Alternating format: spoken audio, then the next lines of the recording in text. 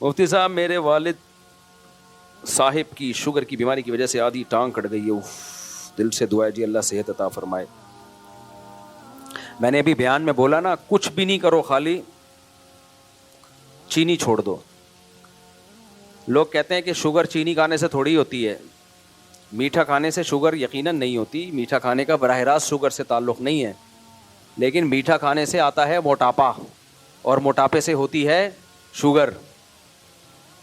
کچھ تو انہیریٹڈ ہے, باپ دادا کی طرف سے شوگر آتی ہے, وہ تو اب قدرت کی طرف سے, اس سے تو کوئی نہیں لڑ سکتا, وہ اللہ تعالیٰ کا فیصلہ ہے بھائی تمہارے نسلوں میں شوگر رہے گی. لیکن میجورٹی کو جو شوگر ہو رہی ہے اس میں سب سے بڑا دخل کس چیز کا ہے؟ میٹھا. اور اس میٹھے میں, یہ میں اپنی تحقیق نہیں پیش کر رہا, میں تو مولانا آدمی ہوں, میری کیا میڈیکل سائنس بھی ہے, اتنے ڈاکٹروں سے میں تحقیق کر چکا ہوں کہ یہ کچھ چیزیں تھیوری ہوتی ہیں, نظریات ہوتے ہیں, کچھ چیزیں ہوتی ہیں فیکٹ بن چکی ہوتی ہے, میڈیکل سائنس ان پہ ٹھپا لگا دیتی ہے. جیسے انسان بندر سے بنا ہے, یہ فیکٹ نہیں ہے. ابھی تک سائنسدانوں نے کانفیڈنٹلی یہ بات نہیں کہی ہے کہ مے بھی ہو سکتا ہے, کیونکہ انہوں نے دیکھا بندر بھی تھوڑا سا یوں ہی ہوتا ہے, اس کی بھی 2 آنکھیں, ہماری بھی ناک. دیکھو انہی کی شکل کا کوئی بندہ بیٹھا ہوا ہو تو میں کیا کہوں گا, یار یہ دونوں ایک باپ کی اولاد ہیں, ایسا ہی لگتا ہے نا, یا کوئی کزن وزن ہے. تو سائنسدانوں نے دیکھا کہ یار جانوروں میں سب سے قریب ترین جانور جو بالکل جمشید اور وسیم جیسا لگتا ہے یا انسانوں جیسا لگتا ہے, وہ بندر اور بن مانس ہے. چمپینزی ہے نا, تو یہ بالکل اس جیسا. اب انہوں نے کہا کہ جب یہ دونوں ایک جیسے لگتے ہیں تو ایک ان سے ریلیشن ہے, تو یہ دونوں بھی ایک جیسے قریب قریب لگ رہے ہیں, تو اس کا مطلب یہ انسان اسی کی آگے نسل ہے. یہ کوئی تحقیق کا طریقہ نہیں ہوتا کہ یہ اٹھا کے آپ نے بندروں کے کھاتے میں انسان کو ڈال دیا. اس پہ جو سوالات اٹھتے ہیں ان کا یہ کمبخت کبھی جواب ہی نہیں دیتے. تو اس لیے سائنسدان خود اس پہ کانفیڈنٹلی یہ بات نہیں کرتے. سائنسدان کر نہیں رہے ہیں, جو سائنس کو پڑھ رہے ہیں نا, جو سائنسدانوں کو فالو کر رہے ہیں, وہ یہ باتیں بڑے جزم کے ساتھ کرتے ہیں, بڑے کانفیڈنٹلی کہ انسان بندر سے بنا ہے. یہ ایسا ہی ہو گیا مدعی سست اور گواہ چست. جن کی ریسرچ ہے وہ یہ کہہ رہے ہیں کہ بھائی یہ ایک نظریہ ہے, ابھی یہ فیکٹ نہیں ہے. 200 سال سے اس پر تحقیقات ہو رہی ہیں, اب تک یہ ثابت نہیں ہوا ہے. بلکہ بعض نے تو یہاں تک کہا ہے کہ 200 سال بہت ہوتے ہیں کسی چیز کو ثابت کرنے کے لیے, جب نہیں ہوا تو اب اس کو کیس خارج کر دینا چاہیے. دیکھو آپ نے دعویٰ کیا ان کے اوپر, میں نے کورٹ میں کہا انہوں نے میرے 2 لاکھ روپے چرائے ہیں. 1 سال کیس چلا, 2 سال کے کورٹ نے مجھے موقع دیا, ثبوت لے کر آؤ, ثبوت لے کر آؤ. میں نہیں لا سکا. 2 سال ہو گئے, 10 سال ہو گئے, 20 سال ہو گئے, 200 سال ہو گئے, میں ثبوت نہیں لایا. کورٹ کیا کرے گی, فائل اٹھا کے باہر, بولے کہ جاؤ ہمارا اور اپنا ٹائم ضائع مت کرو, کوئی اور کام کرو. 200 سال پہلے تقریباً یہ نظریہ آیا تھا کہ ہم بندر سے بنے ہیں, اس پہ تحقیقات شروع ہوئی, اب تک یہ ثابت نہیں ہو سکا ہے. اور 200 سال اگر گزر گئے نا, اس کا مطلب اب 800 سال میں بھی ثابت نہیں ہو سکتا, اب نہیں ہو سکتا یہ ثابت. اور اس کے خلاف جو ثبوت ہیں وہ بہت اسٹرانگ ہیں. تو خیر, تو میں یہ جو کہہ رہا ہوں نا کہ میٹھا کھانا انسان کی صحت کے لیے نقصان دہ, یہ وہ ڈارون کی تھیوری والا سائنسدانوں کا نظریہ نہیں ہے. یہ ڈاکٹر کہتے ہیں ایک فیکٹ ہے, یہ ریسرچ سے ثابت شدہ حقیقت ہے. تو جب کوئی چیز حقیقت بن جائے نا, پھر اس کو مان لینا چاہیے. کیونکہ ہم جب لوگوں کو کہتے ہیں مٹھائی مت کھایا کرو, چینی مت کھایا کرو, تو لوگ پتہ ہے کیا کہتے ہیں, وسیم کے ابا تو 90 سال میں مرے تھے, روزانہ 3 لڈو کھاتے تھے. ہمارے ایک جاننے والے مٹھائی جیب میں لے کے گھومتے ہیں, ہر وقت مٹھائی مٹھائی مٹھائی. میں نے کہا یار کیوں کھا رہے ہو, اپنی صحت کا بیڑا غرق کیوں کر رہے ہو؟ کہہ رہے میرے ابا تو 90 سال میں مرے, وہ بھی مٹھائی لے کے گھومتے تھے. میں نے کہا بھائی کچھ لوگوں کی باڈی اللہ نے بنائی ہوتی ہے, وہ قدرت کا شاہکار ہوتی ہے. اللہ نے بنایا ہوا ہے کہ یہ جو مرضی کر لے گا, یہ 100 سال سے پہلے مرنے والا نہیں ہے. جیسے ہماری مسجد جو پرانی کمیٹی ہے نا, ان کے طارق بھائی ہیں, ہماری کمیٹی میں ایک طارق بھائی ہوا کرتے تھے, ہیں ابھی بھی الحمدللہ. آج مجھے خیال ہوتا ہے ان کی خیریت پوچھوں. ان کو میں 20 سال سے دیکھ رہا ہوں, انتہائی شدید بیمار, اللہ ان کی عمر میں اور برکت دے. ایسا نہ ہو فرشتوں کو میری یہ بات بری لگ جائے اور جا کے ان کو اٹھا لیں. تو ان کا ہر دن یہ ہوتا تھا, آج دنیا سے گئے, کل گئے, اور مفتی صاحب میں جا رہا ہوں, بس میری وصیت ہے. وہ ایک دم طبیعت خراب ہو گئی نا, بس جا رہا ہوں, میں جا رہا ہوں, اور واقعی لگتا تھا اب گئے. کون؟ آصف بھائی کوئی ہیں, ان کی فیملی باہر بلا رہی ہوں. نہیں ہے بھائی, نام صحیح پکارو. چلتے چلتے نا بعض دفعہ نام تبدیل ہو جاتا ہے, وہاں سے محمود نکلا ہوتا ہے, ہوتے ہوتے ہوتے یہاں تک آصف بن جاتا ہے. تو بھائی خبر کئی زاویوں سے ہو کے آتی ہے نا, تو پھر یہ ہوتا ہے اس کا حال. تو ہاں, تو وہ کیا ہے کہ وہ کھاتے, یعنی وہ آج گئے کل گئے یہ ہوا, بس ابھی گئے ابھی کے تو بس گئے. ان کو دعائیں دینے والے شفا کی دنیا سے چلے گئے. میرا بھی کئی دفعہ خیال ہوتا ہے کہ اب تو شاید چلے گئے ہوں, لیکن ماشاء اللہ اللہ ان کو اور زندگی دیتے. ایک دن میں نے ان کو کہا, میں نے کہا جب تک پورے علاقے کے لوگ مر نہ جائیں نا, آپ دنیا سے نہیں جاؤ. میرے دوست ہیں, مذاق کرتا ہوں میں ان سے, اللہ صحت دے. کیونکہ پتہ ہے کیا چیز ان کو موٹیویٹ کر رہی ہے؟ نماز. نماز ماشاء اللہ بہت اللہ سے ماشاء اللہ تعلق ہے اس بندے کو. جب دیکھو نماز, جب بھی میں نے دیکھا تھا مسجد میں نماز پڑھتے ہوئے, تو اللہ سے دل اتنا لگا ہوا ہے کہ وہ ایک راحت اور اللہ سے تعلق جو ہے وہ انسان کو میں پاور بھر دیتا ہے. تو اب یہ ایک یعنی ایک استثناء ہے, یہ قدرت کی طرف سے ایک ہے کہ اللہ کہتے ہیں میں جب ماروں گا تو میں ماروں گا, کوئی تمہارے مشورے سے کوئی نہیں مرے گا. تو ایسے استثناء, جیسے عیسیٰ علیہ السلام بغیر باپ کے پیدا ہو گئے, تو اب کہو کہ میں چونکہ شادی نہیں کروں گا, ڈاکٹر کہتے ہیں شادی کے بغیر بچہ پیدا نہیں ہوگا, میڈیکل سائنس غلط, اللہ صحیح, عیسیٰ بغیر باپ کے پیدا ہوئے. او بھائی وہ معجزہ ہے, اللہ نے بتا دیا کہ سائنس میرے آگے کیا ہے, فیل ہے. تو اللہ اپنی قدرت دکھا دیتا ہے, لیکن ہمیں اللہ نے یہی کہا ہے کہ عیسیٰ علیہ السلام کھو گئے تھے, ایسا نہیں ہو سکتا تمہاری بیٹی کو بیٹا مل جائے بغیر شوہر کے. اور اگر مل گیا نا, اس کا مطلب بیٹی کے جو لچھن ہیں وہ ٹھیک نہیں ہے. اب بیٹی آ کے کہے ابا یہ میرے بچہ پیدا ہو گیا ہے, معاذ اللہ نقل کفر, اور کہے کہ جیسے حضرت مریم کے بھی تو ہو گیا تھا, یہ نہیں چلے گا بھائی, وہ حضرت مریم کے ہو گیا تھا بس. اور اس کے پھر اللہ نے دلائل بھی قائم کر دیے نا کہ یہ اللہ کی قدرت ہے, بچہ ماں کی گود میں بولا اور وغیرہ وغیرہ, جو بے شمار دلائل کے اللہ نے انبار لگا دیے. تو اب میں نے ان کو سمجھایا نہیں کھاؤ اتنا میٹھا, کہہ رہے میرے ابا تو اتنا کھاتے تھے اتنا. بھائی وہ 100 میں کوئی ایک ہے. تو یہ ایک فیکٹ ہے کہ میٹھے کی زیادتی صحت کے لیے نقصان دہ ہے. تو اس لیے میں بات کیا کر رہا تھا, یہ میٹھا کہاں سے آ گیا, یہ میرا ٹاپک جمعے کا یہ میٹھا میٹھا ہے نہیں. ہاں شوگر سے بیچاروں کی ٹانگ کٹ گئی نا, اللہ تعالیٰ شفا عطا فرمائے. تو اس لیے پہلے سے ہی کنٹرول کر لو. اچھا میٹھے میں صرف چینی نہیں ہے, یہ جو وائٹ آٹا ہے نا یہ چینی سے زیادہ اس میں چینی ہوتی ہے, صحیح ہے نا, اس میں چینی سے زیادہ چینی ہوتی ہے وائٹ آٹے میں. ڈبل روٹی جو بچوں کو ہم صبح شام کھلاتے ہیں, پہلے ہم یہ سمجھتے تھے میٹھا بچوں کے لیے بہت ضروری ہے, یہ بھی غلط ہے. بچوں کے لیے میٹھا ضروری ہے, اتنا زیادہ نہیں جتنا ہم بچوں کو کھلا رہے ہیں, لیکن بچوں میں فوراً اس کے اثرات نظر نہیں آتے. اس لیے ہم یہ سمجھتے ہیں کہ دیکھو بچے کو تو کچھ نہیں ہو رہا, صبح شام میٹھا کھا رہا ہے, ہو رہا ہوتا ہے اس کو, کیونکہ آپ کی باڈی میٹھائی جذب کرنے میں سارا ٹائم لگا رہی ہوتی ہے. تو جو اس کو منرلز چاہیے یا وائٹامنس چاہیے باڈی پھر وہ جذب نہیں کر رہی ہوتی, تو اس میں پھر آئرن کی کمی ہوگی, پھر بچے میں چڑچڑاپن پیدا ہوگا.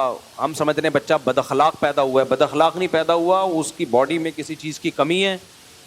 اب وہ خوراک سے پوری اس لیے نہیں کر رہا کہ آپ اس کا ڈبل روٹی سے پیٹ بھر دیتے ہو, تو اس میں بریڈ میں کیا ہے, شوگر کے علاوہ کچھ بھی نہیں ہے بھائی. لیکن یہ بات خواتین کو سمجھانا دنیا کا سب سے مشکل کام ہے. ماؤں کو یہ سمجھانا کہ بچے کو بریڈ مت کھلاؤ, چینی مت کھلاؤ, بیکری آئٹم مت کھلاؤ, چاکلیٹیں مت کھلاؤ. اونٹ کو رکشے میں بٹھانا آسان ہے, بچے کی ماں کو یہ سمجھانا کہ یہ مت کھلاؤ بہت مشکل ہے. جب آپ بچے کی ماں کو کہیں گے کہ میرے بچے کو چاکلیٹ مت کھلاؤ, تو ماں کیا کہے گی, خود پیدا کرو نا, خود پال کے دکھاؤ, کیونکہ وہ چاکلیٹ سے چپ ہو جاتا ہے. وہ اتنی ٹانگیں ہلاتا ہے نہیں نہیں نہیں نہیں کر کے, وہ جب تک اس کو لالی پاپ منہ میں نہ ڈالی جائے وہ چپ نہیں ہوتا. تو اب مائیں کہتی ہیں کہ چپ تو کرانا ہے, تیرا باپ چپ کرائے گا. جب تک اس کو پاپڑ نہیں کھلائیں گے, اس کو بسکٹ نہیں کھلائیں گے, چاکلیٹیں نہیں کھلائیں گے, تو چپ نہیں ہوگا, وہ شور مچائے گا. شور مچا کے وہ باپ کو تھوڑی تنگ کرتا ہے, تنگ کس کو کرتا ہے, ماں کو. باپ کو تو تنگ کرے گا بھی تو باپ باہر نکل جائے گا, کسی کام سے چلا جائے گا, جمشید سے ملنے جا رہا ہوں میں. تو پھر خواتین کہتی ہیں کہ یہ تو ہماری ٹینشن ہے. تو ٹینشن سے بچنے کے لیے پھر کیا کرتی ہیں کہ چل بھائی یہ لے لے, ہم پاپڑ بھی کھا لیں. اچھا کچھ یہ کہتے ہیں کہ کبھی کبھار تو کھلا دو. بھائی جو بچہ کبھی کھاتا ہے وہ روز بھی وہی کھاتا ہے پھر, کیونکہ جو چاکلیٹوں میں مزہ ہے نا وہ پاپڑ میں نہیں ہے. باقی کھلا ہم بھی دیتے ہیں, اس لیے کہ آدمی کو ہتھیار ڈالنے پڑتے ہیں. ہمارے بچے بھی چاکلیٹیں کھا لیتے ہیں, میں پسند نہیں کرتا. مجھے کوئی چاکلیٹیں گفٹ میں بھی دیتا ہے نا گھر میں دینے کے لیے, میں دائیں بائیں کر دیتا ہوں اس کو, گھر تک پہنچنے. لیکن بچوں کو بعض دفعہ سونگھ لیتے ہیں, وہ چاکلیٹیں آئی ہوئی ہیں, یہاں آتے ہیں دفتر میں وزٹ کر کے جاتے ہیں, جائزہ لیتے ہیں کچھ گفٹ تو نہیں آیا, وہ دیکھتے ہیں چاکلیٹ پڑی ہوئی ہے تو وہ مخبری ہوتی ہے, پھر وہ چاکلیٹ گئی کہاں, تو وہ ایک اتنی بڑی ٹینشن کھڑی ہوتی ہے میرے لیے کہ کھا لو یار, پیٹ میں تمہارے کیڑے ہوں گے نا, ہمارے تھوڑی ہوں گے کیڑے. تو بیلنس رکھیں اس کو, کچھ تھوڑی بہت بد پرہیزی بھی کرنے دیں, بہت زیادہ نیک بنانے کی ضرورت نہیں ہے, لیکن ان کو اس پہ سیٹ نہ کریں. سیٹ اس کو پراٹھے پہ کرو آپ, لال آٹے کا پراٹھا اس پہ سیٹ کرو آپ. اب دیکھو مجھے بچپن سے سفید آٹے کی عادت پڑی ہوئی ہے نا, لیکن مجھ سے نہیں چھوٹتا. لیکن میں کھاتا ہوں تو پھر میں دوپہر کا کھانا نہیں کھاتا نا, وہ پھر اس طرح کور ہو جاتا ہے. جو شوگر ایک دفعہ زیادہ لے بھی لی تو وہ کور کر لیتا ہوں میں. یہ نہیں کرتا کہ صبح کے 2 پراٹھے تو پھر دوپہر کو 6 برگر کھا لیا ہم نے, شام کو پیزا کھا لیا, یہ نہیں ہوتا پھر. تبھی میرے اوپر شوگر کا اب تک کی رپورٹ کے مطابق پراٹھوں کا اثر ہوا نہیں ہے, کیونکہ دوسرے طریقے سے کور ہو جاتا ہے وہ. لیکن آپ کو میں اللہ کا واسطہ دے کے کہتا ہوں, انسان جب بیمار ہوتا ہے نا پھر صحت کو یاد کر کے روتا ہے. اللہ کی دنیا کی نعمتوں میں سب سے بڑی نعمت صحت ہے. اور جو میں نے سروے کیا ہے, ڈاکٹروں سے معلومات لی ہیں, اور جو اپنے مشاہدات ہیں, صحت کی پہلی اکائی جو برباد ہونا شروع ہوتی ہے وہ شوگر سے ہوتی ہے. سمجھ رہے ہو کہاں سے ہوگی وہ؟ بڑا گوشت, کوئی سگریٹ سے زیادہ نقصان دہ شوگر ہے, یہ ذہن میں رکھنا. سگریٹ سے کینسر کا خطرہ ہوتا ہے صرف, وہ بھی ہر ایک کو نہیں ہے. شوگر سے ہر ایک کو موٹاپے کا خطرہ اور ہر ایک کو کینسر کا خطرہ. بعض لوگ کہتے ہیں ہم تو میٹھا لیتے ہیں, ہم تو پھر بھی سلم اسمارٹ ہیں, دبلے پتلے, ہمیں تو موٹاپا نہیں آ رہا. بھائی وہ موٹاپا نہ آ کے بھی جو شوگر کے دوسرے جو نقصانات ہیں وہ آپ کی باڈی میں بہت ساری چیزیں جذب نہیں ہونے دے رہی, وہ کمی تو آ رہی ہے نا باڈی میں. تو اس لیے پتلے ہو یا موٹے ہو اس سے کوئی فرق نہیں پڑتا, شوگر کو اپنی زندگی سے نکال دو. شوگر کا آلٹرنیٹ کیا ہے؟ شہد ہے. اگر شہد مشکل ہے, گڑ لے لو. گڑ میں بھی آج کل کیمیکل ملایا جاتا ہے, دیسی گڑ. اچھا دیسی گڑ بھی کوئی بھروسہ نہیں ہے, گند ڈال دیتے ہیں اس میں کہ دیکھنے میں دیسی لگے. یہ بھی بہت ہو رہا ہے کہ دیکھو وائٹ گڑ تھا, اس میں تھوڑا سڑا ہوا گڑ ملا دیا تو اب دیکھنے میں کیا لگ رہا ہے, جیسے لوگ سفید انڈے پہ کلر کر کے دیسی انڈا. تو بہت گند ہو رہا ہے ہمارے الحمدللہ ملک کے وطن عزیز میں. اس لیے وطن عزیز میں کہیں سے گڑ نکل رہا ہو نا, بن رہا ہو, گنے کو گرم کر کے وہاں سے جا کے لے لو, کوئی جاننے والا ہو گاؤں میں وہاں سے. تو وہ گڑ میں شوگر چینی کی نسبت کم ہوتی ہے, ذائقہ ویسا ہی ہوتا ہے. تو شوگر کو نکالو اپنی زندگی سے, یہ طے شدہ ایک حقیقت ہے. بچے بھی نکالیں, بڑے بھی نکالیں, بڈھے بھی نکالیں. آپ کو نقصان ہو رہا ہے یا نہیں ہو رہا اس بحث میں مت پڑو. ایسے تو سگریٹ پینے سے بھی کوئی نقصان نظر نہیں آ رہا ہوتا, تو آپ بس ایمان لے آؤ کہ یہ نقصان دہ ہے. اس پہ بحث میں زندگیاں برباد نہیں کرو کہ کیا ہوتا ہے اتنی چینی, وہ بھی تو کھا رہا ہے, وہ بھی تو لسیاں پیتا ہے. اس بحث میں نہیں پڑو. اور اگر شوگر زیادہ لے لیا تو پھر واک کرو. اس کو جیسے ہم اگر صبح سفید آٹے کے 2 پراٹھے پھوڑ دیتے ہیں تو ہماری فزیکل ایکٹیویٹی پھر اتنی ہوتی ہے, وہ پراٹھے سارے اپنی جگہ جا کے, بلکہ وہ تیسرا پراٹھا مانگ رہے ہوتے ہیں کہ کم ہو گیا, تھوڑا زیادہ ہونا چاہیے, تو وہ مانگ رہے ہوتے ہیں. پھر بھی وہ ٹھیک نہیں ہے, پھر بھی ٹھیک نہیں ہے. یہ اچھا ناشتہ نہیں ہے, یہ پراٹھے ہیلدی ناشتہ نہیں ہے. لال آٹے کا ہو, دیسی گھی کا پراٹھا وہ ٹھیک ہے, لیکن وہ بھی ایک عمر کے بعد بہتر نہیں ہے.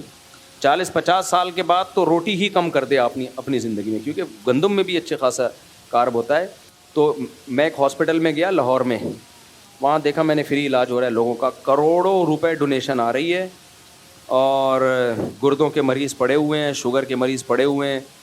میں نے ڈاکٹر صاحب سے کہا آپ چندے پہ جتنا زور لگا رہے ہو لگاؤ, اچھی بات ہے, صحیح جگہ چندہ خرچ ہو رہا ہے, اس سے کم پیسے میں نا آپ پروگرام کرو, میں آپ کا ساتھ دوں گا.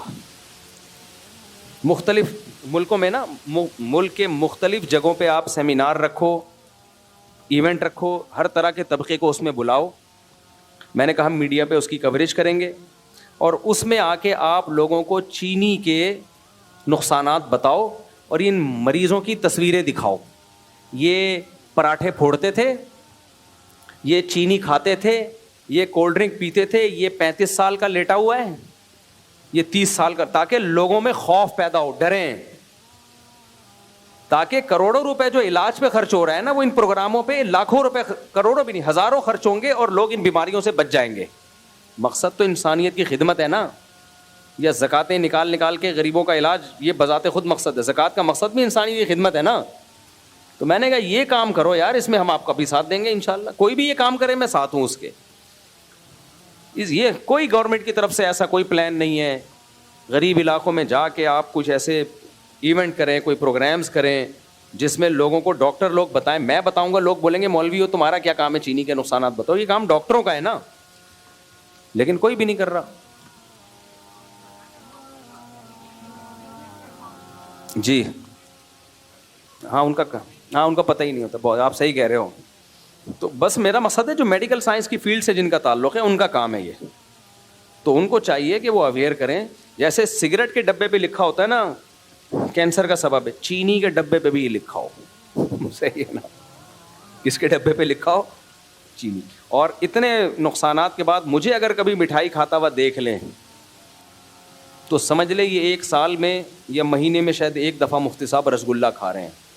میں نہیں کھاتا مٹھائی, نہ میں چینی کھاتا ہوں. میں چائے میں بھی بہت کم چینی ڈالتا ہوں, اور مجھے میٹھے کی ہے ہی نہیں عادت, اللہ کا شکر ہے. میں نے شربت شاید 20-30 سال میں نہیں پیا ہوگا کبھی, الا یہ کہ لیمن ہو, اس میں اچھا خاصا لیمن ڈلا ہوا ہے, وہ کور کرتا ہے لیمن اس کو. یہ جو روح افزا, نورس, یہ شربت اور یہ جو وغیرہ وغیرہ شاید کبھی زندگی میں بچپن سے ہی نہیں پیا ہوگا. آپ کہہ سکتے بچپن میں کس نے آ کے بتا دیا تھا کہ شربت نہیں پینا چاہیے؟ بچپن نے میری باڈی نے مجھے بتا دیا تھا. کیسے بتایا تھا؟ میں دیکھتا تھا کہ یار جس دن افطاری میں شربت پیو طبیعت ہو گئی ٹن. کہیں کسی کے گھر گئے, اس نے روح افزا کا بھرا ہوا چینی ڈال کے گلاس پلا دیا تو مجھے لگتا تھا کہ طبیعت ہو گئی ٹن. یہ ہوتی ہے جب شوگر اتنی ہائی ہوتی ہے نا انسان. مجھے شوگر کی بیماری نہیں ہے الحمدللہ, اور بہت اچھی رپورٹ ہے میری شوگر کی. ڈاکٹروں نے کہا ایکسیلنٹ ہے, کوئی فی الحال دور کا امکان نہیں ہے. لیکن شوگر ہوتی ہے کہ جب آپ شربت پیتے ہو آپ کی باڈی میں ایکٹیونیس ختم. میں بچپن میں بہت ایکٹیو تھا, بہت بھاگتا دوڑتا, ٹکتا نہیں تھا میں. لیکن میں دیکھتا تھا کہ یار جس دن پیے تو بس جیسے پینے والا نہیں ہوتا پی کے ٹون ہو جاتا ہے, وہی حال چینی پی کے ہوتا ہے. اس دن سے مجھے خود ہی نفرت ہونا شروع ہو گئی کہ یار وہ اتنی اللہ نے شعور دیا تھا بچپن میں کہ جس چیز کو پینے کے بعد نہ بھاگا جا رہا ہے نہ دوڑا جا رہا ہے, سستی آ رہی ہے, تو میں وہ چند سیکنڈ کی لذت کے لیے وہ کام کیوں کروں جس کی ٹینشن 2-3 گھنٹے کی ہے. دیکھو ایکٹیو باڈی وہ آدمی زیادہ خوش ہوتا ہے یا سست؟ آپ کو نیند آ رہی ہے پڑے گا, کوئی لطیفہ بھی سنائے گا نا, سست آدمی ایسے پڑا ہوتا ہے نا. جب نیند آ رہی ہو, تھکاوٹ ہو, کوئی چیز اچھی لگتی ہے بس آدمی کہتا ہے پڑے رہو, مجھے اٹھاؤ نہیں. اور جب باڈی میں چستی ہو, ہر کام میں دل لگتا ہے اس کا, ہر کام. رشتہ تلاش کرنے میں بھی مزہ آئے گا اس کو. سست آدمی کو رشتہ بھی نہیں تلاش کیا جاتا اس سے. تو اس سے پتہ چلتا ہے ابھی دیکھو میں کتنا ایکٹیو بیٹھا ہوا ہوں نا, حالانکہ میں ٹوٹل 5 گھنٹے شاید گہری نیند سو جاؤں گا بمشکل 4 سے 5 گھنٹے. 24 گھنٹے میں اکثر میری نیند ہوتی ہے, 24 گھنٹے میں 4 سے 5 گھنٹے. لیکن آپ دیکھو اللہ کا شکر ہے میں بالکل فٹ فاٹ. کیوں؟ میں نے چینی نہیں کھائی ہوئی, ٹھیک ہے, میٹھا نہیں کھایا. دوپہر کھانا بھی نہیں کھایا میں نے, صرف 4 بجے میں نے 2 آم کھائے ہیں. وہ میٹھا اتنا تھا کہ اس سے ٹن ہونا شروع ہو گیا تھا. میں اس سے بھی ہوتا ہے تھوڑا سا ٹن, تو کوئی بات نہیں, میں ایسے دیوار سے سر لگا کے 10 منٹ سو گیا. اس کے بعد فٹ فاٹ اب گھوم رہا ہوں آپ کے سامنے آیا ہوں. تو اتنا بیڑا غرق کرتی ہے باڈی میں جا کے. میں حیران ہوتا ہوں لوگوں کو دیکھ کے, یار پہلے تم نے اتنا پھوڑا, اس کے بعد کھیر بھی پھوڑ رہے ہو, 2 لڈو بھی, یار ادھر پکڑانا, گلاب جامن پکڑانا میرا. یہ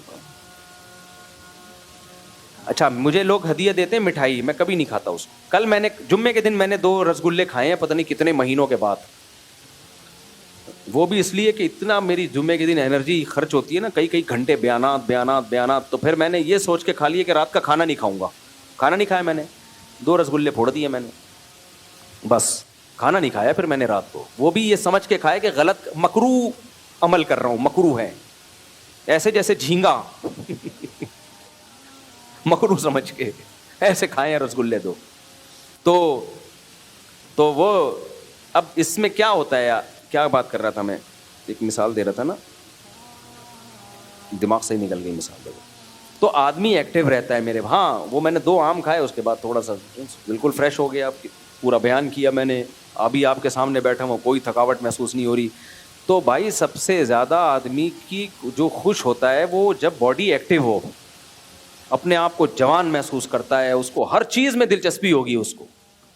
لیکن جہاں آپ نے میٹھا کھایا, لڈو پھوڑے, کولڈ ڈرنک پی, پیٹ بھر کے آپ نے طبیعت سے کھانا پھوڑ دیا, پھر اس کے بعد میٹھا بھی کھا رہے ہو, پھر یہ بھی کھا رہے ہو, اب یہ والی سویٹ چیک کریں تو اس کے بعد کیا ہوگا, یوں جھومتے رہو گے. رات کو تو چلو آدمی پڑھ کے سو جاتا ہے, دن میں کیا کرے گا وہ, اور رات کو پڑھ کے وہ کھا کے سونا اور الگ ڈینجرس ہے, وہ اور نقصان دہ ہے. لیکن نہیں انسان کا بچہ بنتا بھائی, آدمی نہیں بنتا. جب اللہ نہ کرے شوگر بلڈ پریشر ہائی ہونا شروع ہوا نا, پھر گئے کام سے. مجھے الحمدللہ بی پی کی بیماری نہیں. اپنے واقعات سنانے کا مقصد کوئی شو بازیاں نہیں ہیں, لیکن آپ کو موٹیویٹ کرنا. چند دن پہلے کیا ہوا, مجھے تھوڑا سا نیچے کا بی پی ہائی ہونا شروع ہو گیا میرا. سفر میں کھانے پینے کی روٹین ختم, سونے کی روٹین. سفروں میں کئی دن تک مجھے جاگنا پڑتا ہے, کیونکہ عادت خراب ہوتی ہے تو نئی نیند آتی. تو مجھے یاد ہے میں افریقہ میں تھا تو وہی کھانا, اب کھانا زبردستی کھلاتے بھی ہیں. بی پی مشین پڑی ہوئی تھی, میں نے کہا ذرا لے کر آؤ یار. چیک کیا تو نیچے کا 100, اوپر کا تو صحیح تھا, نیچے کا 100. تو وہ انہوں نے کہا ڈاکٹر صاحب کو دکھا. میں نے کہا کوئی ڈاکٹر صاحب کو دکھانے کی ضرورت نہیں ہے, یہ جو لائف اسٹائل میرا چل رہا ہے نا, میں نے کہا جو سفر میں, اس سے 100 بھی کم ہے. برین ہیمریج سے اب تک مجھے مر جانا چاہیے, کیونکہ نیند ہو نہیں رہی ہے. اور کھلائے وہ میزبان لوگ نا ٹھوستے ہیں, حضرت یہ کھائیے نا پلیز. ابے نہیں کھا سکتا, مر جاؤں. نہیں حضرت دیکھیں اتنی محنت سے بنایا ہے, گھنٹوں سے یہ چل رہا ہے, یہ اس کی پکائی ہو رہی ہے اور دیگیں پہ وہ دم لگ رہے ہیں, یہ تمہارے لیے تو ہے بھائی. نہیں دل چاہ رہا ہے یار, نہیں کھاؤ. یہ زبردستی کھلا کے تو پھر وہ نہ ایکسرسائز ہو رہی ہے نہ نیند ہو رہی ہے, تو 100. تو انہوں نے مجھے کہا یہ تو کیا ہے, ڈاکٹر صاحب بھی کوئی میرے خیال بیٹھے ہوئے تھے. میں نے کہا یہ انشاءاللہ اللہ کی رحمت سے امید ہے اس کا باپ بھی نیچے آئے گا, کیونکہ مجھے پتا ہے کہ یہ بی پی جب ہائی ہونا شروع ہو جائے نا, انسان کو کیا برباد کرتا ہے. کڈنی کو فیل یہ کرے گا, دماغ میں آپ پتہ کومے میں چلے گئے, لکوا ہو گیا. اللہ معاف فرمائے, ہم سب کو اللہ بچائے. ہو اب بھی سکتا ہے اگر اللہ چاہے, اللہ ہم سب کو بچا کے رکھے, لیکن اپنے آپ سے تو خود تو نہیں کرے نا یہ کام. میں نے پھر کیا کیا, رات کے 11:30 بج رہے تھے جب یہ رپورٹ آئی ہے, یعنی ادھر ہی. میں نے کہا جاگر میں سفر میں ساتھ لے کے چلتا ہوں. میں نے بولا ابھی کوئی پارک دو. انہوں نے کہا حضرت 11:30 بج رہے ہیں بار. میں نے کہا پارک بتا دو, یہاں افریقہ میں کوئی اچھا سا پارک ہے. انہوں نے کہا پارک تو نہیں ہے, ایک جگہ سڑک ہے. میں نے شوز پہنے, تگڑ دوڑنا شروع. اتنا دوڑا, اتنی جاگنگ کی, پسینہ ٹھیک ٹھاک. وہ جو میرے ساتھ بھاگ رہے تھے وہ بھاگنا بند کر دیا. میں نے کہا نہیں ہم نہیں بھاگ رہے.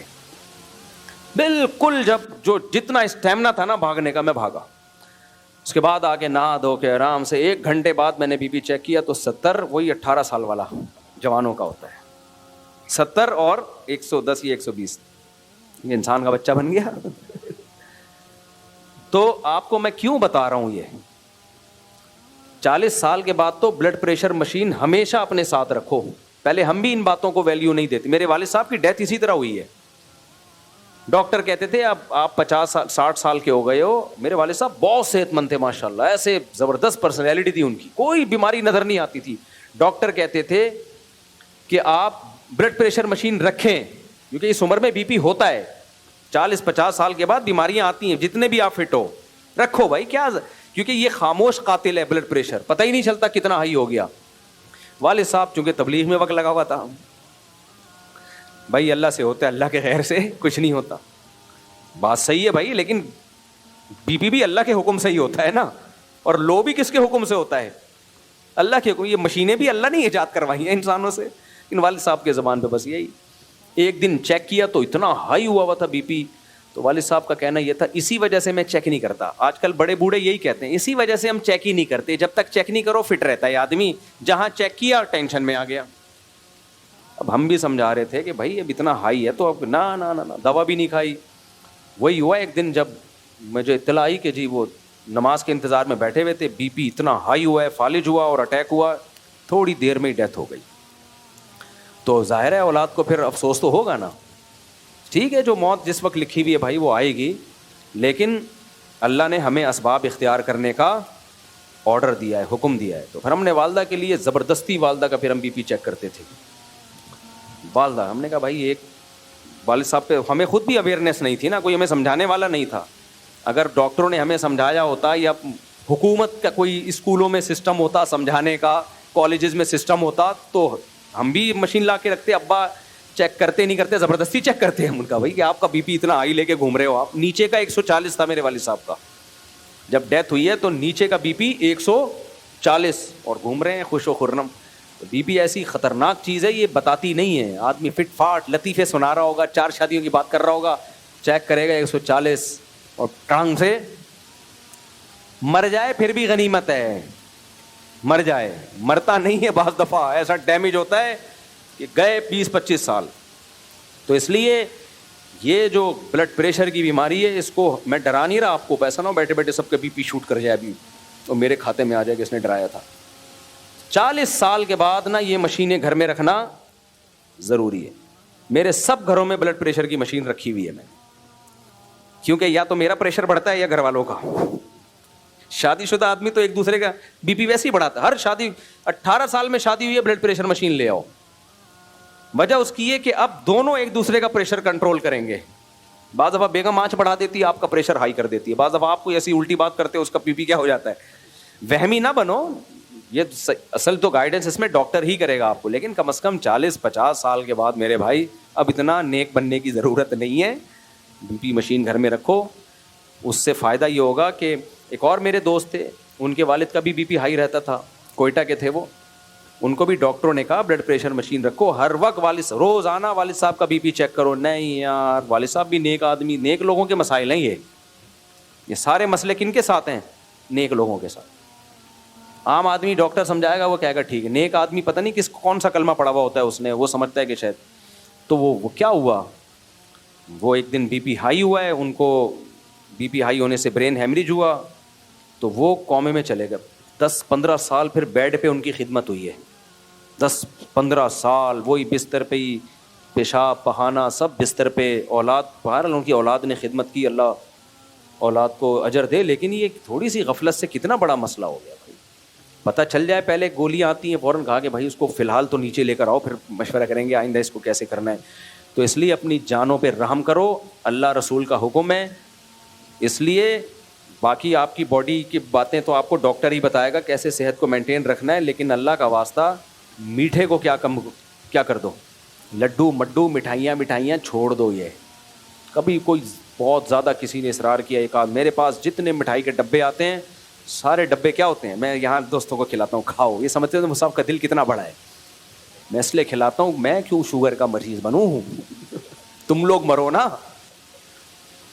شہد کی بوتل آئے گی سائڈ پہ چلی جائے گی, وہ سارا کیا کرتا ہوں, مٹھائیاں کھاؤ. میں نہیں چاہتا یہ لوگ بھی کھائیں, میرے دشمن نہیں ہے یہ, لیکن مجھے پتا یہ نہیں چھوڑیں گے. میں نے نہیں کھلائی تو باہر سے خرید کے کھا لیں گے, ان کا پیسہ بچا لو, خود ہی کھاؤ.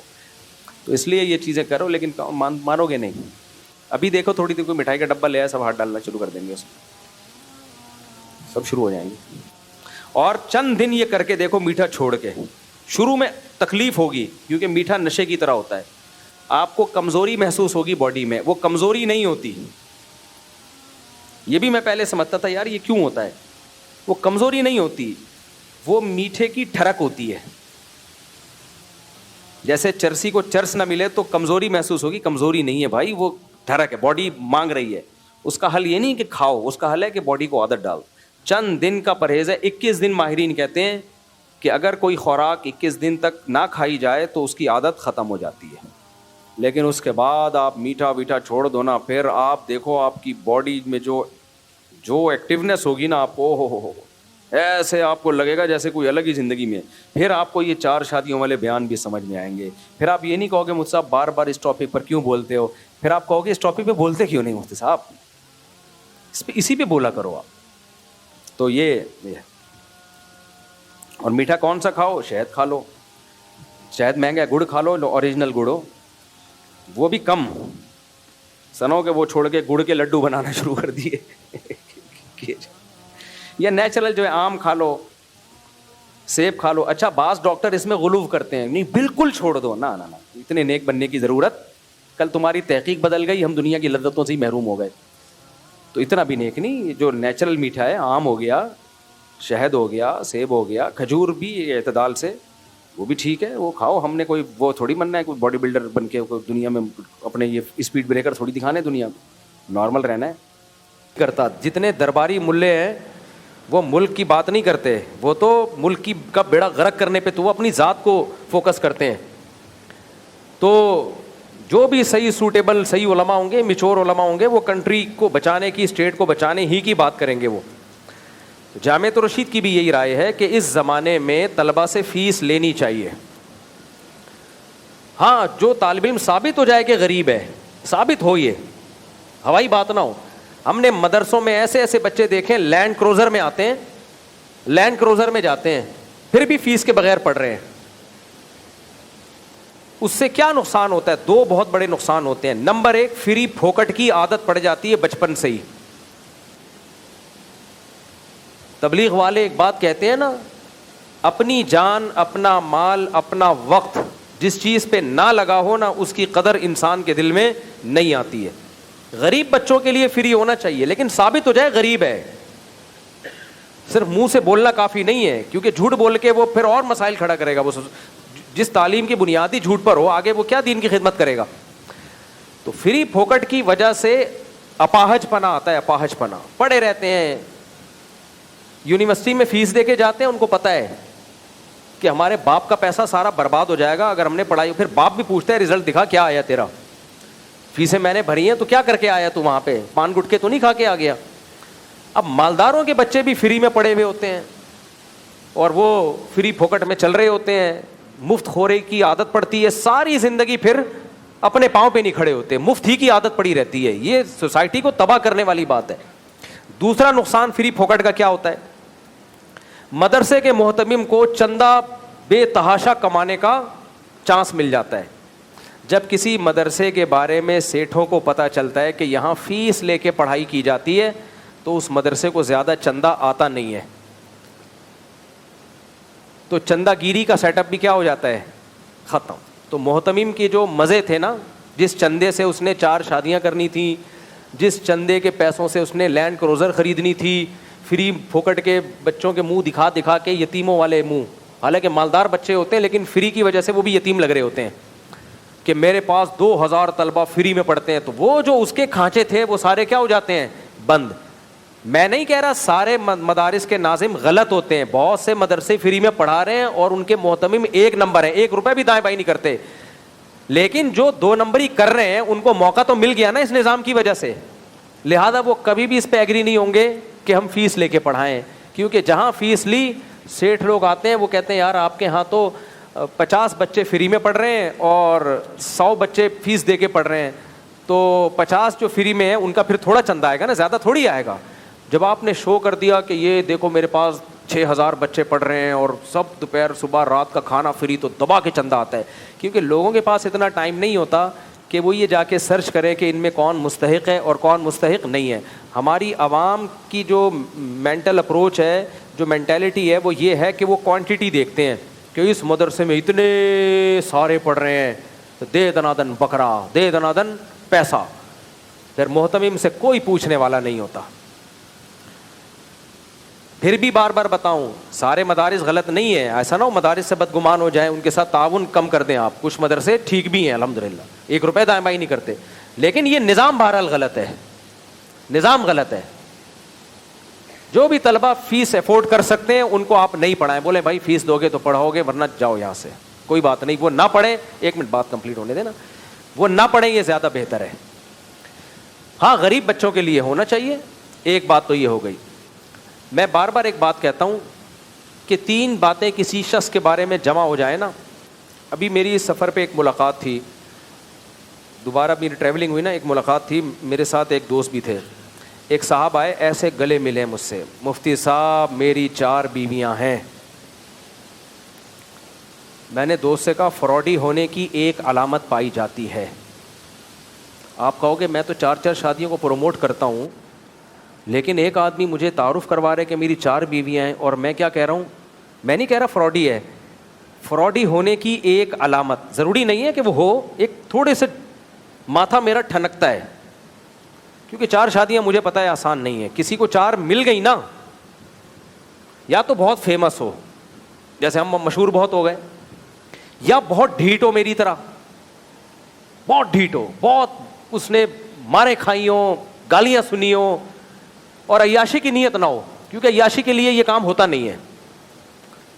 بہت مارے کھائی ہو, ویژنری آدمی ہو, یا اس کے پاس اپنا پیسہ بہت ہو.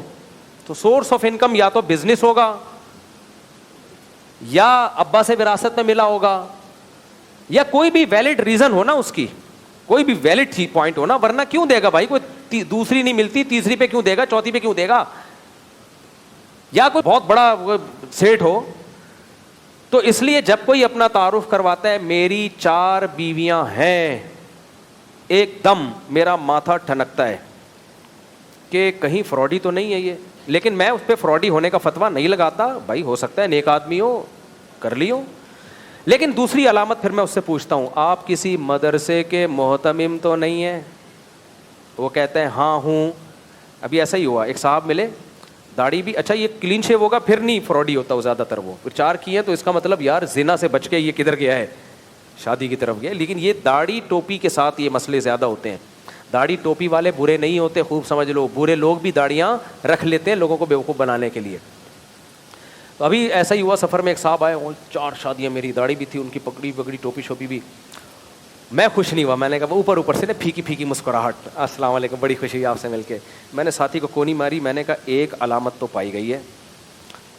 دوسری میں نے کہا پوچھتا ہوں, میں نے کہا دیکھنا یہ مدرسے کا محتمم بھی ہوگا. میں نے کہا آپ ماشاءاللہ مدرسہ چلاتے ہیں؟ کہتے ہیں ہاں. میں نے کہا دوسری علامت, میں نے کہا فراڈی, میں دیکھو مدرسے کے محتمم کو فراڈی نہیں کہہ رہا, خدا نخواستہ, ہمارا بھی مدرسہ ہے بھائی, دارالعلوم کرنگی بھی مدرسہ ہے, بنوری ٹاؤن بھی مدرسہ ہے, تو بڑے بڑے ہیرے یہاں سے نکلے. ہم اپنے اکابر کے ادارہ ان درسگاہوں کو کیسے فراڈی کہہ سکتے ہیں؟ لیکن مدرسے فراڈی نہیں ہوتے, محتمم فراڈی نہیں ہوتے, لیکن فراڈی لوگ بھی مدرسوں کے محتمم بن جاتے ہیں پیسہ کمانے کے لیے. یہ پیسہ کمانے کا پاکستان میں سب سے آسان عزت والا طریقہ ہے, جس پہ آپ چوری بھی دبا کے کرو, لوگوں کی پینٹیں بھی خالی کر دو, اور کوئی الزام نہ لگے آپ کے اوپر. سب سے حرام خوری کا سب سے آسان راستہ ہے, بہترین راستہ. تو دوسرا جب اس نے کہا نا مدرسے کا محتمم بھی ہوں, میں نے کہا میں نہیں کہہ رہا کہ فراڈی ہے, لیکن ایک کلک کیا اس نے, امکان اب پہلے 30% تھا, اب 33% تھا, اب 66.6% چانس ہے کہ یہ 2 نمبر ہو. یقین نہیں ہے, بدگمان نہیں ہونا چاہیے, لیکن 2 علامتیں فراڈی ہونے کی پائی گئی ہیں. 4 شادیاں بھی مدرسے کے محتمم بھی, لیکن ضروری نہیں ہے بھائی, بہت سے مدرسے کے محتمم 4 شادیاں, محتمم بھی ہیں, نیک لوگ ہیں, آپ کسی سے بدگمان نہ ہو. لیکن میں نے کہا ماتھا میرا ٹھنک گیا ہے, میں نے کہا تیسرا دیکھنا عامل بھی ہوگا یہ. میں نے پھر پوچھا, میں نے کہا آپ روحانی علاج بھی کرتے ہی ہوں گے نا؟ کہتے ہیں ہاں. میں نے کہا کنفرم جہنمی. میں نے کہا اس حرام خور نے لڑکیوں کو پٹایا ہے, بے غیرت آدمی نے. میں نے ساتھیوں سے کہا اب میں اس سے اس کے بزنس کے بارے میں پوچھوں گا تو آپ دیکھنا کئی سارے بزنس نکلیں گے اس کے. جس انسان کا بچہ تمیز سے کماتا ہے نا, اس کا ایک بزنس ہوتا ہے, سمجھ رہے ہیں نا؟ جو تمیز سے کماتا ہے اس کا اکثر و بیشتر ایک بزنس ہوتا ہے, اور وہ اس کو بتا سکتا ہے یہ میرا بزنس ہے, یہ میری ورک شاپ ہے, یہ میری دکان ہے, یہ میری جو بھی ہے. اس کے میں نے کہا بہت سارے بزنس نکلیں گے, دیکھنا. میں نے پوچھا آپ کا ماشاءاللہ اتنی بیویاں, آپ کماتے کیا ہیں, بزنس کیا ہے؟ کہتے ہیں میں الحمدللہ یہ بھی کرتا ہوں, وہ بھی کرتا ہوں, فلانا بھی کرتا ہوں, ڈمکانا بھی. مطلب کچھ بھی نہیں کرتا, تو باتیں پھینکتا ہے, منہ کے فائر کرتا ہے. جو بہت کچھ کر رہا ہے سمجھ لو وہ منہ سے کیا کر رہا ہے, فائرنگ. میں نے کہا اس کمبخت کے پاس جن چڑیل بھوت بھگانے کے نام پہ لوگوں سے ہدیے لیتا ہے, نذرانے لیتا ہے, پیسے لیتا ہے, حرام خور, اور مدرسے کے یتیم بچوں کو بھی کیش کراتا ہوگا. میرے پاس اتنے بچے پڑھ رہے ہیں, انہیں رکھا ہوا کیسے ہوگا یہ تو کوئی جا کے دیکھے نا. جب کوئی سیٹ دورے پہ آتا ہے تو بڑا اچھا اچھا بھی رکھ دیتے ہیں, دیکھو کتنا اچھا کھا رہے ہیں. جب وہ سیٹ چلا جاتا ہے نا تو سڑے ہوئے گوشت کھلا رہے ہوتے ہیں بچوں کو, یہ 3 دن پرانے, بقرعید کے اب تک چل رہے ہوں گے ان کے فریجوں میں, دیکھنا آپ. بھائی ہم جس کی فیلڈ ہوتی ہے نا وہ اس کی وہ سمجھتا ہے. ہم چونکہ مولوی ہیں, ہمیں 1 نمبر مولویوں کا بھی پتہ ہے, 2 نمبروں کا بھی ہمیں پتہ ہے. تو میں نے کہا یہ کنفرم کیا ہے 2 نمبر. میں نے کہا اس کو رشتے بھی کیسے ملے. میں نے کہا ہم تو اتنے مشہور ہونے کے بعد بھی دھکے کھا کھا کے اب جا کے چوتھی ہوئی ہے ہماری یار. وہ بھی نہیں ہوتی تو اب تو ریٹائر ہونے والے تھے ہم. ان کو پتہ نہیں کیسے ٹھک ٹھک ٹھک کر کے مل رہی ہوتی ہیں یار. تو میں نے کہا یہ ان کو رشتے کیسے ملتے ہیں میں آپ کو بتاؤں, خوب سمجھ لو. خواتین آتی ہیں, کچھ اپنے شوہروں سے پریشان ہوتی ہیں, کچھ ساس سے پریشان ہوتی ہیں, یہ ان کو چکنی چپڑی باتوں سے اپنی طرف کھینچتے ہیں. عورت محبت کی محتاج ہوتی ہے, کوئی بھی نرم اس میں بات کرے گا ادھر آ جاتی ہے. پھر یہ مسمرزم کے ماسٹر ہوتے ہیں, دماغ کو کیپچر کرنا جانتے ہیں. یہ مسمرزم یہ عملیات کر کر کے نا کیپچر کرتے ہیں. اتنے گھر ان کم بختوں نے طلاقیں دلوا کے خوبصورت عورتوں سے شادیاں کرتے ہیں نا یہ بغیرت عامل لوگ. تو ان کے کیا بولوں میں, ان کے بہت اسکینڈل بنے ہوئے ہوتے ہیں, عاملوں کے بہت اسکینڈل ہوتے ہیں ان کے. لیکن روحانیت کا ایسا لبادہ اڑابا ہوتا ہے. مرید عقیدت میں اپنے شیخ صاحب کو کچھ بھی نہیں کہتے, کہتے ہیں حضرت جی ہیں بھائی, علوم. ہماری سوچ جہاں ختم ہوتی ہے حضرت کے علوم, حضرت کا پجامہ وہاں سے شروع ہوتا ہے. یعنی حضرت کا پجامہ تو ایک توہین آمیز چیز ہے نا, حضرت کے پجامے سے بھی عقیدت. تو میں نے کہا یہ آدمی جو آتا ہی ایک دم یہ. اچھا ان کی ایک بڑی علامت پتہ ہے کیا ہوتی ہے؟ یہ تو 3 بڑی علامتیں ہیں. ایک علامت جو پھر مزید اس کو اور پختہ کر دیتی ہے, پھر یہ مجھے آ کے کہتے ہیں اس پورے ملک میں مفتی صاحب مجھ سے زیادہ آپ سے محبت کرنے والا کوئی نہیں ہے. کیونکہ ان کو پتہ ہوتا ہے کہ میں عاملوں کے بہت خلاف ہوں, تو پھر یہ سب سے پہلے مجھے رام کرنے کی کوشش کرتے ہیں تاکہ اس ملک میں آپ عاملوں پہ ہاتھ کیسا رکھیں, ہلکا. کیوں ساری عقیدت تجھی پہ مر گئی ہے پورے ملک میں, تو اکیلا پیدا ہوا ہے جو ہم سے عقیدت, ہمارے کیا سرخاب کے پر لگے ہوئے ہیں. یہ بولو بھائی مجھے آپ سے بہت محبت ہے, اچھی بات ہے, کچھ لوگوں کو نفرت ہوتی ہے, کچھ کو, تو ہی اکیلا پورے ملک میں مر رہا ہے میرے اوپر. تو یہ ہمیں ہمارے سامنے منجن مت بیچا کرو. تو میرے سامنے جب کوئی بتایا کرے نا میری 4 بیویاں ہیں, مجھے خوشی ہوتی ہے, میں تو ترغیب چلا رہا ہوں. آگے پھر یہ نہ بولا کرے, یہ بھی بولتے میں مدرسے کا محتمم ہوں, اچھی بات ہے مدرسہ چلا رہا ہے, تیسری بات نہ بولا کرے بس. کیونکہ اگر صرف 2 باتیں بولے گا تو میں اچھا گمان رکھ لوں گا یار نیک آدمی بھی ہو سکتا ہے, 4 بیویاں بھی ہو سکتی ہیں, اور اپنا بزنس بھی ہو سکتا ہے, کوئی ہو سکتا ہے مدرسے کا محتمم بھی ہو. بزنس بعض لوگ ایسے ہیں اپنا بزنس بھی دبا کے اچھا کر رہے ہیں حلال, اور ساتھ میں مدرسہ بھی چلا رہے ہیں, اور مدرسے کے ساتھ خود تعاون بھی کر رہے ہیں. ایسے لوگ بھی ہیں نیک لوگ, خود اپنے مدرسے کو بھی ڈونیشن دیتے ہیں وہ. لیکن ماسا ٹھنک جاتا ہے. لیکن جب تیسری دفعہ کہہ دینا روحانی عامل, تو سمجھ لو دوسروں کی بیویاں پٹا پٹا کے کم بخت نے شادیاں کی ہیں, پٹا پٹا کے. ایسا گھروں میں گھستے ہیں نا, یہ تمہاری بہن بیٹیوں پہ قبضہ کرتے ہیں یہ جا کے. اس لیے ان کو کم بختوں کو. ابھی ایک صاحب, ایک لڑکا اتنا پریشان, کہہ رہے عامل آتے ہیں ہمارے گھر میں, میرے ابا کو ایسا کیپچر کیا ہوا ہے, میری ساری گھر کی عورتیں ان کی دیوانی بنی ہوئی ہیں, اور وہ اوٹ پٹانگ پیسہ بھی چھاپ رہا ہے. مجھے بھی بیوقوف بنایا اس نے, آپ اندازہ لگاؤ مجھے کیسے بیوقوف بنایا. آیا مجھے کہنے لگا میں فلاں جامعہ فاروقیہ کا مفتی ہوں. جامعہ فاروقیہ کتنا بڑا ادارہ ہے, بعد میں پتہ چلا جھوٹ بول رہا تھا, کوئی جامعہ فاروقیہ کا مفتی نہیں ہے. کیسے بیوقوف بناتے ہیں یہ یار, تو لوگوں کو الو بناتے ہیں. تو ان کی گھر کی عورتوں پہ اس نے ایسا سحر کیا ہوا ہے. اب وہ لڑکا میرے بیان سنتا ہے, کہتا ہے ابا کو سمجھا دیا, ابا مت لٹاؤ اس فراڈی آدمی پہ, ابا ہدیوں پہ ہدیے دیے چلے جا رہے ہیں, ہدیہ. تو فری پھوکٹ کے ہدیے ہوں گے تو 4 شادیاں کون نہیں کرے گا میرے بھائی. میں نے ہدیوں پہ 4 شادیاں نہیں کی ہیں, یہ بتا دوں میں آپ کو, میں نے ہدیوں پہ 4 شادیاں نہیں کی ہیں. تو فری پھوکٹ کے ان کے یہ ہوں گے تو کیوں نہیں ہوں گی, 4 کے 8 ہوں گی. پھر تو شادیاں خود ہی پیچھے پیچھے بھاگیں گی ان کے. تو اس لیے ہاں اب آپ کے جواب رہ گیا. تو اس لیے میری رائے یہی ہے کہ مدرسے میں مالدار بچوں سے فیس لینی چاہیے. اس سے مدرسے میں چھٹائی ہوگی, بچے کم پڑھیں گے لیکن اچھے بچے ہوں گے, اچھے خاندانوں کے بچے آئیں گے. سمجھ رہے ہو, تھوڑے بچے ہوں گے لیکن جا کے روحانی عامل نہیں بنیں گے, کم از کم وہ دین کی خدمت کریں گے. ہاں جو غریب بچے ہیں ان کے لیے چندہ بھی لیں, آپ پڑھائیں بھی ان کو, اچھی بات ہے, چندہ دینا بھی چاہیے. ایک بات. دوسری بات انہوں نے کہی ہے رفیع بھائی نے کہ فیسیں کتنی لیں. کہہ رہے ہیں ان کے مدرسے کے مصارف 2.5 لاکھ ہوتے ہیں, فیسیں جو جمع ہو رہی ہوتی ہیں, بعض مدرسے 10-10 لاکھ روپے لے رہے ہوتے ہیں. دیکھو جتنی بھی لیں لیکن پبلک کو بتائیں. امریکہ میں, کینیڈا میں ہم نے ایک خاندانی چیز دیکھی, کوئی بھی ٹرسٹ ہوگا اس کے آپ جائیں نا آن لائن پوری تحقیق کر سکتے ہیں کس ٹرسٹ کے پاس کتنا پیسہ آ رہا ہے اور اس میں جو ملازمین ہے کس کس کی کتنی تنخواہ ہے.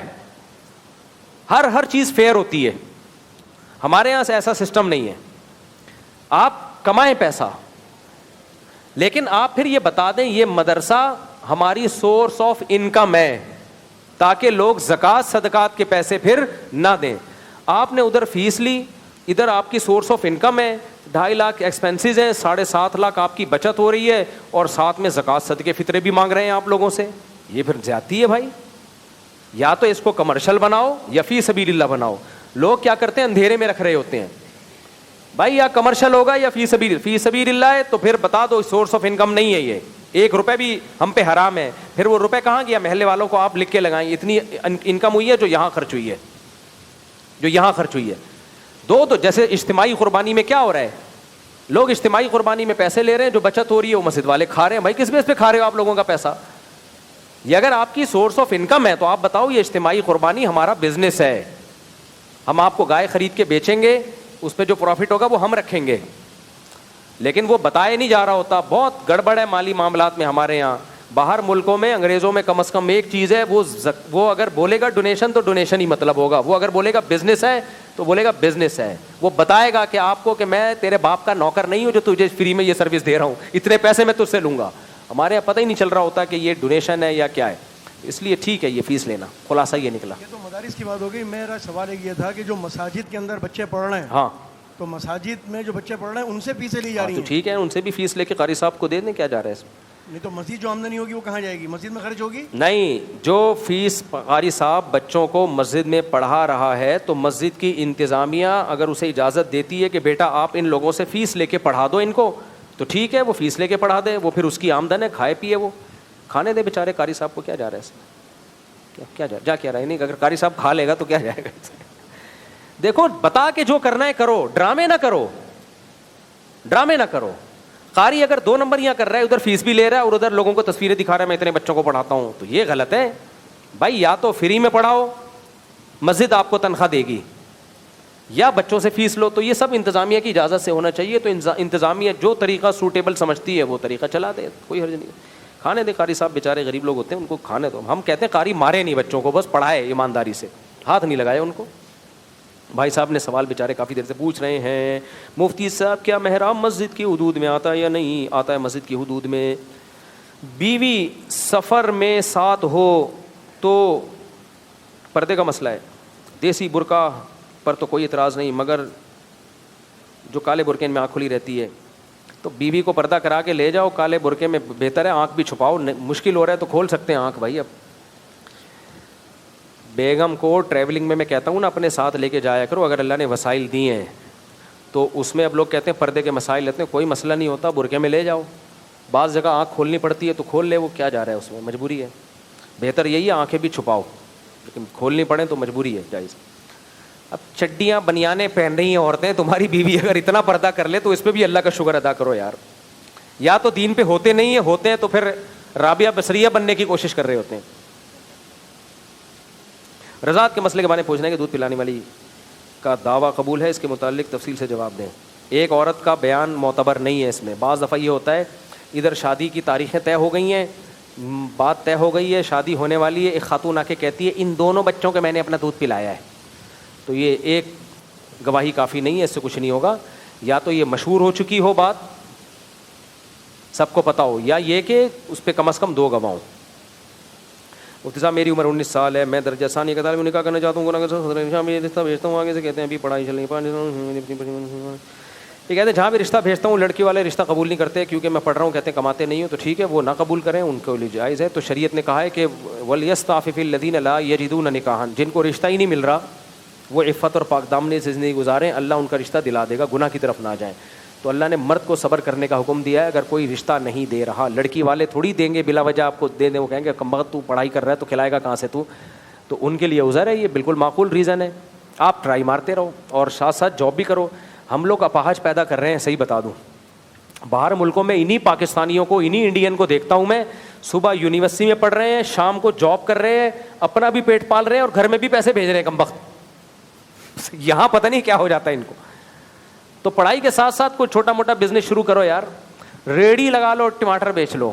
اس نیت سے نہیں کہ ساری زندگی ٹماٹر بیچنے ہیں, اس نیت سے کہ سیونگ کر کر کے پھر میں نے سبزی منڈی میں اپنا ایک بڑی دکان خریدنی ہے, تو ہو جائے گا انشاءاللہ. اور اگر شرم آ رہی ہے ٹماٹر بیچتے ہوئے, کیونکہ پھر خطرہ ہے کہ جو رشتہ تھوڑا سا چانس تھا وہ بھی نہیں ملے گا, تو اسٹائل میں ٹماٹر بیچو. اسٹائل میں ٹماٹر کو ٹومیٹو بولو, بولے ہمارے یہاں ٹماٹر بکتے ہی نہیں ہے, ہم ٹومیٹو کا بزنس کر رہے ہیں. اور ریڑھی مت لگاؤ, آن لائن بیچو. آن لائن بہت سارے ایسے طریقے اس زمانے میں ایجاد ہو گئے ہیں جس سے عزت بھی رہے گی اور ٹماٹر بھی دے دنادن بکے گا آپ کا. میرے بھائی مسافہ ایک ہاتھ سے سنت ہے, دو ہاتھ سے سنت ہے. بخاری شریف میں ہے کہ آپ صلی اللہ علیہ وسلم دو ہاتھ سے مسافہ فرماتے تھے. ایک بخاری میں ید کا تذکرہ ہے, ید ہاتھ کو کہتے ہیں. تو اب اہل حدیث لوگ بولتے ہیں دیکھو ہاتھ ہے, ہاتھوں تو نہیں ہے. ہم کہتے ہیں ید اس میں جنس ہے, جو پارٹ بھی ہمارے دو ہیں نا, تو قرآن میں ان کو اس میں جنس سے تعبیر کیا گیا ہے. ان السمع والبصر والفؤاد کل اولئک کان عنہ مسئولا. آنکھ سے قیامت کے دن سوال ہوگا, کان سے سوال ہوگا. ایک آنکھ سے تھوڑی ہوگا, دو آنکھوں سے ہوگا نا. تو ایسے ہی بخاری میں جو ید کا تذکرہ ہے وہ احتراز ہے ید کے علاوہ جسم کے اعضاء سے, تو اس سے دونوں ہاتھ ہی مراد ہیں. تو باقی جائز ایک ہاتھ سے مسافہ بھی ہے. ادب کا تقاضا ہے کہ دو ہاتھ سے کیا جائے. ویسے بھی نبی نے اگر ایک ہاتھ ملایا ہوگا تو کیا صحابی سے امکان ہے کہ وہ بھی ایک ہاتھ بڑھائیں؟ صحابہ تو نبی کی باڈی سے اپنی باڈی کو ٹچ کرنا ایک بہت بڑی سعادت برکت سمجھتے تھے. ادب کا تقاضا یہی ہے کہ دو ہاتھوں سے مسافہ کیا جائے, یہ سنت کے زیادہ قریب ہے. جائز ایک ہاتھ سے بھی ہے. ایک مولوی صاحب نے فتویٰ دیا ایک ہاتھ سے جائز نہیں, اس میں اہل حدیث کی مشابہت ہے. تو یہ بہت غلو ہے, اہل حدیث کو غیر مسلم نہیں قرار دیا جاتا کہ اس کی مشابہت ہی حرام ہو جائے. تو یہ ایکسٹریم لیول پہ پہنچی ہوئی بات ہے. کسی سے اختلاف اعتدال سے ہوتا نہیں نا. ہمارے یہاں مسئلہ مارکیٹ میں یہ چل رہا ہے, اعتدال مارکیٹ سے کیا چل رہا ہے, شارٹ چل رہا ہے. میں اور میرے دو انہوں نے کیا لکھا میرے بھائی کرنے کے 26 سال تک محنت کرو پھر آرام ہی آرام ہے, 2-3 دن سوتے. ایک دوست ہے کہتے ہیں 26 سال تک دن رات ایک کر دو, نہ نیند کی فکر نہ نماز نہ کچھ بھی. 26 سال میں جب پیسہ آنا شروع ہو جائے گا پھر سب کچھ کر لیں گے. یہ سوال کا خلاصہ ہے. یہ احمق اور بے وقوفوں کا کام ہے کہ پہلے یہ پھر وہ. یہ ایسا ہی ہے جیسے بچے کہتے ہیں نا ابھی کھیل کود لو, پہلی تاریخ سے اسٹڈی ہم انشاءاللہ شروع کریں گے. وہ پہلی تاریخ ان کی زندگی میں کبھی بھی نہیں آتی. جو کرنا ہے آج, نماز بھی آج, ایکسرسائز بھی آج, تعلیم بھی آج, شادی بھی آج. اگر رشتہ مل جائے, نہیں ملے تو پھر تو مجبوری ہے نا. جمشید تو تھوڑی کرنی ہے, پھر ہم تو کیا خیال ہے, ہم تو نکاح کے قائل ہیں نا. اور انگریزوں کے یہاں تو یہ بھی ٹینشن ختم ہو گئی. خیر, تو جو کام آج ہوگا سب کچھ ایک ساتھ ہی کرنا ہے.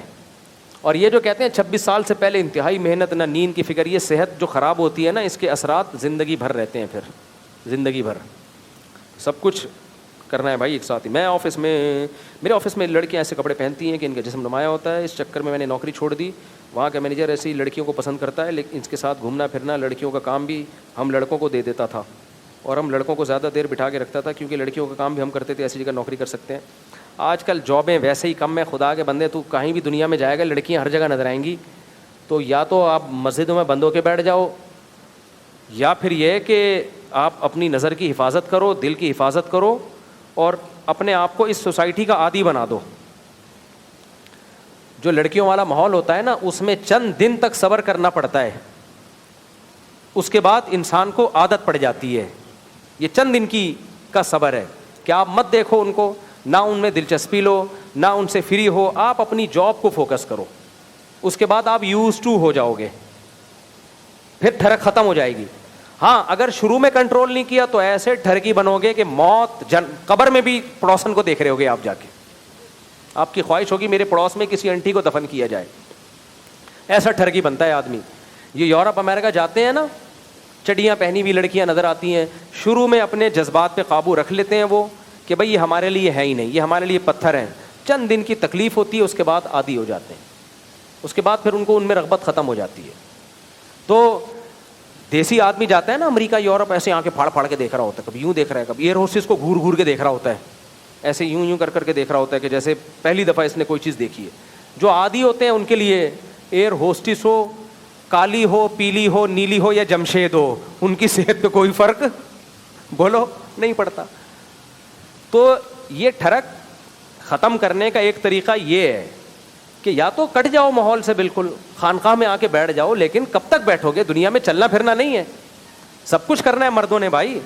اس لیے عورت پردے کا حکم اسلام نے عورت کو دیا ہے, مرد کو نہیں دیا. مرد ہر جگہ جا سکتا ہے, کیونکہ مردوں کو تو دنیا میں جانا ہے, کام کرنے. اب دیکھو میں ایک بات بتاؤں, غزوہ تبوک کے موقع پہ کیا ہوا؟ جنگ تھی, بہت ٹف لڑائی تھی. منافقین نے کیا کہا؟ انہوں نے کہا ہم جب جائیں گے وہاں روم کی انگریز عورتیں تھیں نا, وہ رومیوں کی اولادیں ہیں, وہ گوری گوری چٹی چٹی عورتیں ہوں گی, تو ہم جب جائیں گے وہاں ہمیں پھسلنے کا خطرہ ہے. ان کو ہم دیکھیں گے بے پردہ عورتوں کو, ہمیں خطرہ ہے کہ زنا میں نہ پڑ جائیں. انہوں نے یہ عذر پیش کیا. اللہ نے قرآن میں کیا فرمایا؟ الا فی الفتنۃ سقطوا, تم جہاد چھوڑ کر فتنے میں تو پڑ گئے ہو. یعنی یہ ایک بہانہ کر رہے ہیں جہاد سے بچنے کا. تو بھائی مرد اس زمانے میں بھی یہ فتنہ ہو سکتا تھا, جب صحابہ کرام تابعین جنگوں میں جاتے دوسرے ملکوں میں, وہاں بہت سی بے پردہ عورتیں بھی ہوتی تھیں, لیکن ان کو منع تھوڑی کیا گیا, کیونکہ ایکچولی جب تم ملک فتح کرو گے اتنی ساری بے پردہ عورتیں ہوں گی, تمہیں پھسلنے کا خطرہ ہے, بد نظری ہو گئی, تمہارا تقویٰ ٹوٹ جائے گا, تو ایسا کرو گھر میں بیٹھو اور چلے کے لیے چلے جاؤ بھی تبلیغ میں. وہ بھی جائیں ضرور. ان کو کہا گیا بھائی فتنے سے بچنے کی کوشش کرو, باقی جو کام اللہ نے ہمارے ذمے لگائے ہیں وہ کام کرنے پڑیں گے. تو مرد کو ہر جگہ جانا پڑے گا, اور اس کو اب عادت ڈالنی چاہیے اس ماحول کی. سمجھتے ہو کہ نہیں سمجھتے؟ عادت ڈالنی چاہیے کہ بھائی میں اس ماحول سے متاثر نہیں ہوتا. اور لڑکیاں بھی چند دنوں میں سمجھ جاتی ہیں کہ یہ ہماری طرف رغبت نہیں رکھتا, وہ بھی چھیڑنا چھوڑ دیتی ہیں. ان کو پتہ ہے ملا ٹائپ کا آدمی ہے. ویسے بھی اپنا گیٹ اپ جب یہ رکھو گے نا, پگڑی داڑھی والا, شلوار ٹخنے سے اوپر والا, تو چھڑنے کے چانسز ویسے ہی کم ہو جائیں گے. آپ لڑکیوں کو آج کل ماڈرن چاہیے ہوتا ہے, ایکچولی فش کرتا ہوا بندہ چاہیے ہوتا ہے. ان کو ملا ٹائپ کے لوگ لڑکیوں کو زیادہ پسند نہیں ہوتے, وہ ویسے بھی فرینڈ شپ کی طرف زیادہ آ رہی ہوتی ہیں. تو اپنا گیٹ اپ اچھا رکھو گے, نماز کے ٹائم پہ نماز پڑھنے جاؤ گے, تو ان کو پتہ ہے کہ یہ کیا کرے گا, یہ اگر دوستی کرے گا بھی تو حج پہ لے جائے گا ہمیں اپنے ساتھ, ہاں عمرہ کرا کے لے آئے گا, حج کرا کے لے آئے گا. تو اس ماحول کا عادی بناؤ. ہو سکتا ہے کچھ علماء میری رائے سے اختلاف کریں, نہیں مفتی صاحب کیا کہہ رہے ہیں. بھائی سوسائٹی کے ساتھ آپ کو سروائیو کرنا ہے, آپ گھر میں بند نہیں ہو سکتے, کیونکہ یہ ایک سیلاب ہے, اس کا آپ مقابلہ نہیں کر سکتے, آپ پیچھے رہ جاؤ گے, آپ پیچھے رہ جاؤ گے. تو اس لیے جاب جو بھی ہے آپ کر لیں, حلال جاب ہو, حرام جاب نہ ہو. اور فتنے سے بچنے کے لیے نظر کی حفاظت اور شادیوں کو فوکس کرو جو حلال ہے. اور یہ چند دنوں کی ٹھڑک ہوتی ہے, یہ کنٹرول میں آ جائے گی. لیکن اگر آپ نے جاب چھوڑنا شروع کر دی, اس سے جو فتنوں میں پڑو گے نا, کیونکہ نہ تمہیں کوئی بیٹی دے گا جب دیکھے گا آمدنی اچھی نہیں ہے اس کی, جاب ملی تھی وہ چھوڑ دی اس نے, حلال بھی نہیں ملے گی تمہیں, اور پھر مل گئی تو غربت میں جو آگے مسائل کھڑے ہوں گے تمہارے ساتھ. خواتین آج کل برداشت نہیں کرتی ہیں, ایک دن 6 انڈے بولے اور آپ 5 لے آئے نا, چھٹے کے پیسے نہیں تھے, فوراً کوٹ سے کھلا لیا اور مارکیٹ سے شارٹ. پھر آپ کیا کرو گے؟ پھر آپ بولو گے وہی ماحول, وہی رنگینیاں ٹھیک تھی. صحیح. تو اس لیے میں سمجھتا ہوں رزق پہ کمپرومائز نہ کرے, حرام نہ کمائے, جب تک حلال مل رہا ہے تو بس کمائے اس کو.